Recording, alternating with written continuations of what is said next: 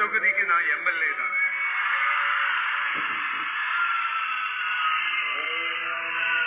என் வீட்டுக்கு நான் புள்ளதான. அப்படிதான் பெரம்பூர், திருச்சி கிழக்கு தொகுதிகள் எனக்கு எப்பவுமே கொஞ்சம் கூடுதல் ஸ்பெஷலானதா இருக்கும்.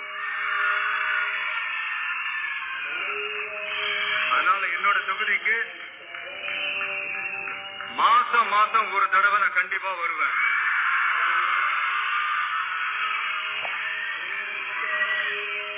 அதோட நீங்களும் என்ன சந்திக்கலாம்.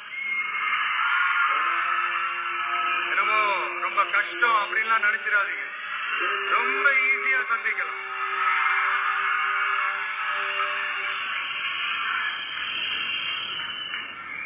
உங்க தேவைகளை நான் கேட்காமலே செஞ்சு கொடுப்பேன்.